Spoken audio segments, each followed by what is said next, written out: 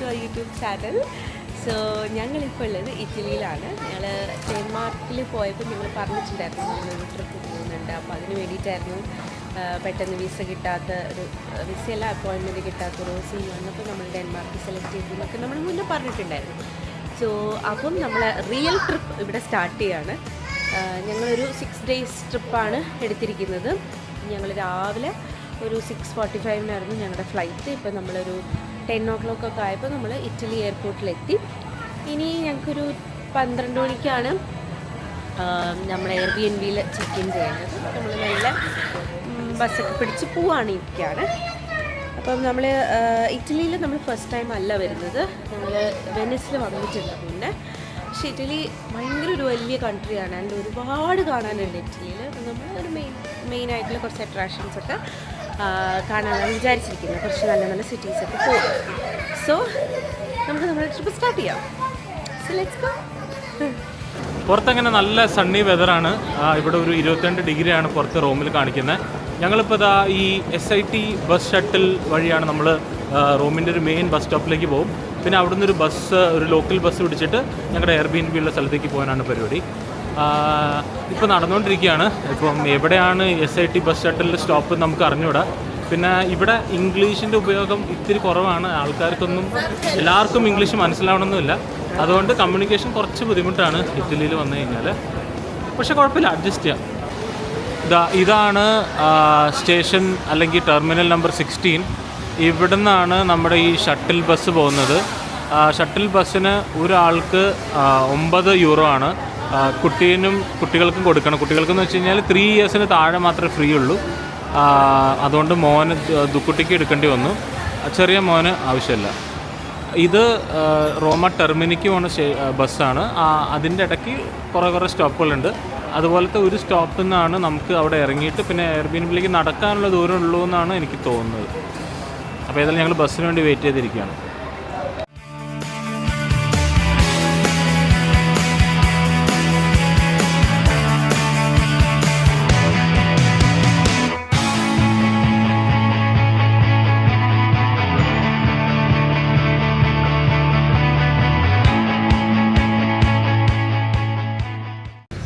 ഞാൻ ആക്ച്വലി ഒരു ബസ് ടെർമിനസാണ് പ്രതീക്ഷിച്ചത്, ഈ ഔറേലിയ എന്ന് പറഞ്ഞ ഞങ്ങളുടെ ഈ സ്റ്റോപ്പിനെ.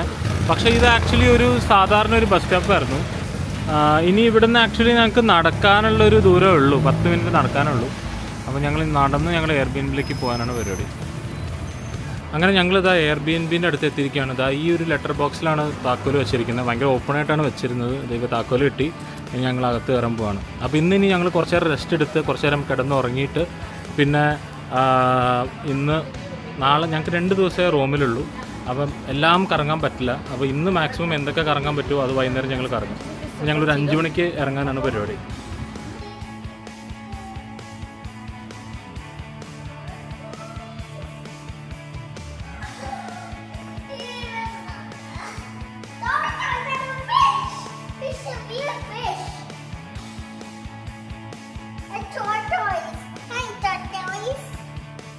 കുറേ ആമുണ്ടല്ലോ.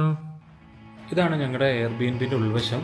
ഇതിൽ ആക്ച്വലി എങ്ങനെയാണെന്ന് വെച്ച് കഴിഞ്ഞാൽ ഈ ഹാളും ഈ പറഞ്ഞ ഡൈനിങ് ടേബിളും കിച്ചനും കോമൺ ആണ്. ബാക്കി നേരെ കാണുന്നതാണ് ഞങ്ങളുടെ റൂം. ആ റൂമിൻ്റെ അകത്ത് ഒരു അറ്റാച്ച്ഡ് വലിയൊരു ബാത്റൂമും ഒരു നല്ല സ്പേഷ്യസ് ഉള്ളൊരു മുറിയുണ്ട്.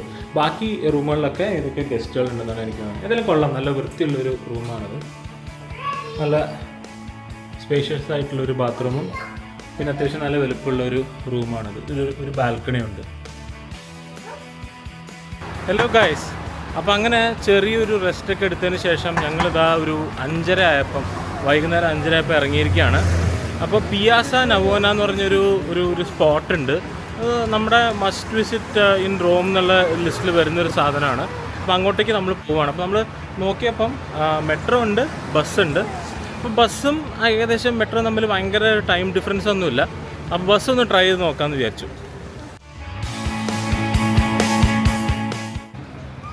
ഞങ്ങളുടെ ബസ് സ്റ്റോപ്പ് എത്തി. പക്ഷേ ഞാനൊരു പ്രതീക്ഷിച്ചത് ഒരു ചെറിയ ഷെഡ് പിന്നെ എന്തെങ്കിലും വേറൊരു ബസ് സ്റ്റോപ്പ് സിഗ്നലോ ഒരു ബസ് സ്റ്റോപ്പിൻ്റെ സൈനോ ഉണ്ടാവും എന്നാണ് വിചാരിച്ചത്. പക്ഷേ ഈ ഒരു പോസ്റ്റ് മാത്രമേ ഉള്ളൂ ഒരു ബസ് സ്റ്റോപ്പ് ആണെന്ന് സൂചിപ്പിക്കാൻ വേണ്ടിയിട്ട്. ഇനിയിപ്പോൾ എല്ലായിടത്തും ഇങ്ങനെയാണെന്ന് അറിയില്ല.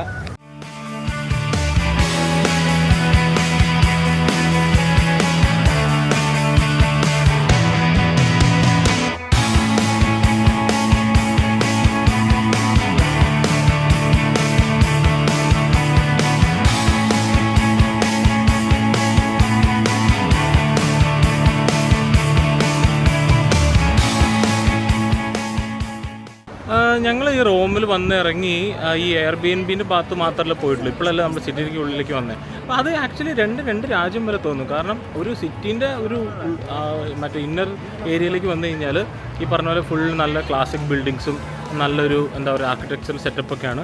പക്ഷേ നമ്മൾ എയർബിഎൻബി ഉള്ളത് ഒരു ഭയങ്കര ദൂരത്തൊന്നുമല്ല, ഒരു ഏകദേശം ഒരു 2 കിലോമീറ്ററോ 3 കിലോമീറ്ററോ ദൂരം ഉണ്ട്, അത്രേ ഉള്ളൂ. പക്ഷെ അവിടെ ഭയങ്കര അചോചാന്തര വ്യത്യാസമാണ്. ഒരു ലോക്കൽ സിറ്റി പോലത്തെ ലുക്കായിരുന്നു ഞങ്ങൾ താമസിക്കുന്ന സ്ഥലം. പക്ഷെ അതും റോമിൻ്റെ നല്ലൊരു പ്രധാനപ്പെട്ട ഏരിയ തന്നെയാണ്. അപ്പോൾ എനിക്ക് തോന്നുന്നു ഈ ഒരു ഹെറിറ്റേജ് ആൻഡ് പഴയ റോമൻ ആർക്കിടെക്ചറും ഉള്ള സ്ഥലത്ത് ഇവർ വേറെ രീതിയിലാണ് ബിൽഡിങ്സൊക്കെ പണിയുന്നതെന്നും ചിലപ്പോൾ അതുകൊണ്ടായിരിക്കും ആ ഒരു ലുക്ക് വ്യത്യാസം. ഇവിടെ ഏതായാലും കൊള്ളാം, നല്ല രസമുണ്ട്. സ്ട്രീറ്റ്സൊക്കെ ഒരു പാരീസ് ലുക്കൊക്കെയാണ് ഇവിടെ ഉള്ളത്. പാരീസ് അല്ല, പാരീസിനെക്കാട്ടും അടിപൊളി ലുക്കാണുള്ളത്.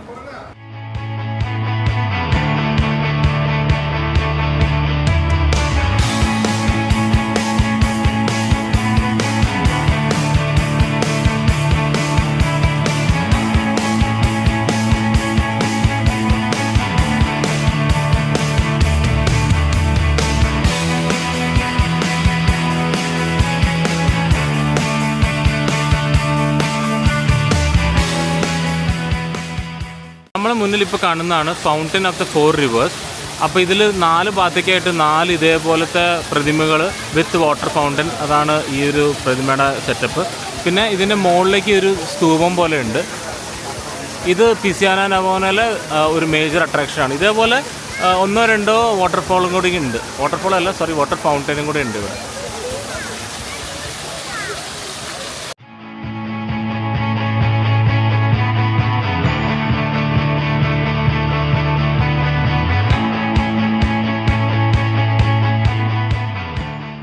പിയാസ നവോന് ശേഷം നമ്മൾ നടക്കുന്നത് പാന്തിയോൺ എന്ന് പറഞ്ഞ ഒരു ഏൻഷ്യൻ ടെമ്പിൾ ഉണ്ട്. അവിടെ എല്ലാ ഗോഡ്സിന് വേണ്ടിയിട്ടുള്ള ഒരു ടെമ്പിളാണത്. ഏൻഷ്യൻ റോമിൻ്റെ ടെമ്പിളാണ്. അത് നമ്മൾ ഫോട്ടോസിലൊക്കെ കണ്ടിട്ടുണ്ടാകും, കുറേ പില്ലറായിട്ട്. നല്ലൊരു ഫേമസ് അട്രാക്ഷനാണ്. ഇതിനടുത്തുനിന്ന് ഒരു വാക്കബിൾ 5 മിനിറ്റ്സ് വാക്കേ ഉള്ളൂ. ഞങ്ങൾ പാന്തിയോണിലേക്ക് നടക്കുന്നതിനിടയ്ക്ക് ഏതോ ഒരു സിനിമ ഷൂട്ടിംഗ് കണ്ടു.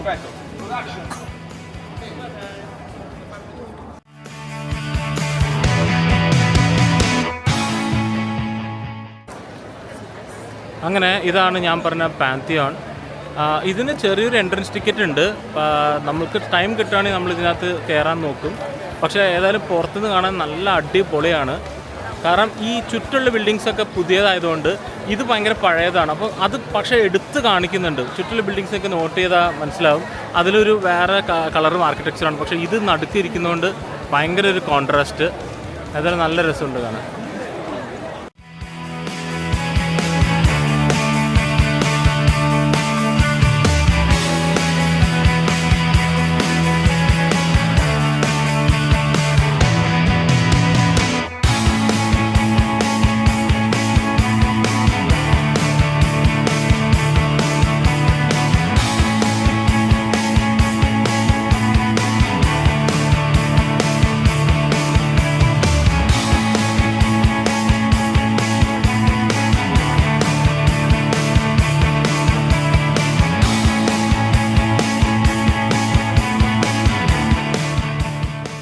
പാന്തിയോണിൻ്റെ മുന്നിൽ കാണുന്ന ഈ തൂണ് ഒരു സിംഗിൾ പീസ് ഓഫ് മാർബിൾ പോലെ എനിക്ക് തോന്നുന്നത്.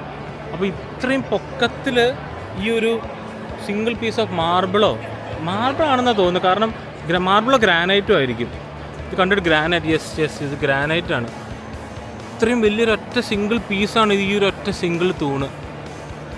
അതല്ല റോമൻ ആർക്കിടെക്ചർ വൻ ഹെവി തന്നെ. ഞങ്ങൾ പാന്തിയോൺ കണ്ടതിന് ശേഷം കൊളോസിയം രാത്രി ലിറ്റപ്പ് ചെയ്ത് കഴിഞ്ഞാൽ നല്ല രസമെന്ന് കേട്ടിട്ടുണ്ട്. അപ്പോൾ അങ്ങോട്ടേക്ക് നടന്നു പോവാണ്. മോസ്റ്റ്ലി ആ ഒരു കൊളോസിയം പോണ വഴിക്ക് എന്തെങ്കിലും കാണുകയാണെങ്കിൽ നമ്മൾ ഫോട്ടോസ് എടുക്കും. അല്ലെങ്കിൽ കൊളോസിയം വരെ പോയിട്ട് നമ്മൾ നേരെ തിരിച്ച് വീട്ടിലേക്ക് പോകും.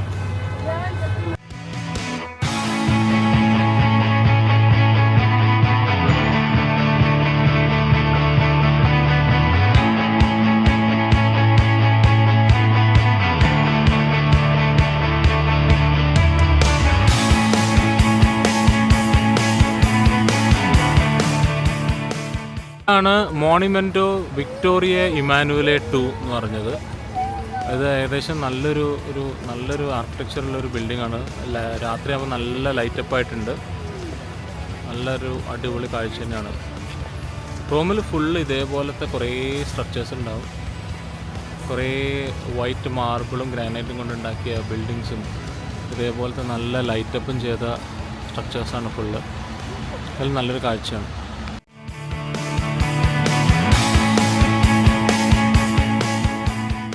ഇതാ ആദ്യമായിട്ട് ജീവിതത്തിൽ കൊളോസിയം ഞാൻ ദൂരെ നിന്ന് കാണുകയാണ്. ഈ സ്ട്രീറ്റിൻ്റെ നേരെ അറ്റത്ത് നമുക്ക് ഈ ക്യാമറയിൽ കാണുന്നുണ്ടോയെന്നറിയില്ല, നല്ല രീതിയിൽ ലിറ്റപ്പ് ചെയ്ത കൊളോസിയം കാണാം. അങ്ങനെ ഒരു വണ്ടർ കൂടി ഞാൻ എൻ്റെ ജീവിതത്തിൽ കണ്ടു, കൊളോസിയം.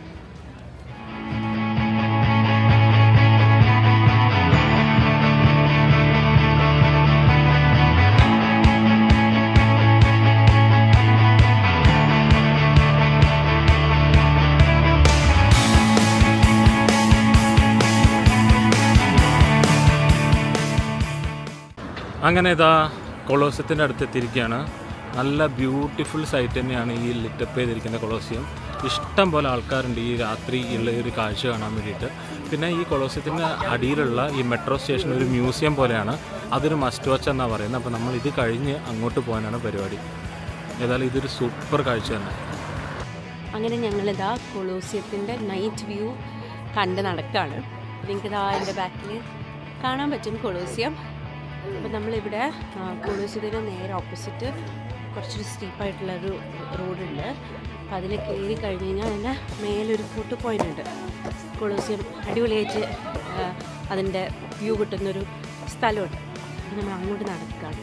ഞാൻ കാണിച്ചു തരാം. ഇങ്ങനെയാണ് റോഡ്. ഇതിൻ്റെ മേലെയാണ് നമുക്ക് അവിടുന്നേക്ക് നല്ല വ്യൂ കിട്ടും. അതാണ് കൊളോസിയം. ഞങ്ങളിതാ ഇവിടെ നിന്നാണ് ഫോട്ടോ എടുക്കുന്നത്. ഡുവീനെ അതിൻ്റെ മേലെ കയറ്റിയിരുത്തിയതാണ്. അപ്പോൾ ഇവിടെ നിന്നാണ് നമ്മൾ ഫോട്ടോ എടുക്കുന്നത്. നിങ്ങൾക്ക് കാണാൻ പറ്റും. It's A nice view. പിന്നെ ഇതിൻ്റെ മേലെ അവിടുന്ന് എടുക്കാൻ പറ്റും. അത് നമ്മൾ നാളെ കയറാമെന്ന് വിചാരിച്ചു. ഇന്നിപ്പോൾ ഇവിടെ നിന്ന് എടുക്കാം.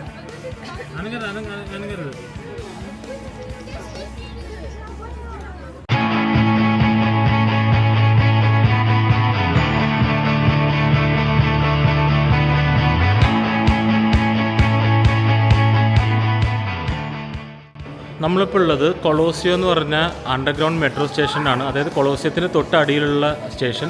ഇവിടെ എന്ന് പറഞ്ഞു കഴിഞ്ഞാൽ ഈ റോമൻ എംപയറിൻ്റെ കുറേ ആർട്ടിഫാക്ട്സ് കൊണ്ട് വെച്ചിട്ടുണ്ട്. നല്ല രസമുണ്ട്. ഒരു ആക്ച്വലി ഒരു മ്യൂസിയം പോലെ തന്നെയാണ്. നല്ല രസമുണ്ട് ഈ മൊത്തം സ്റ്റേഷൻ കാണാൻ.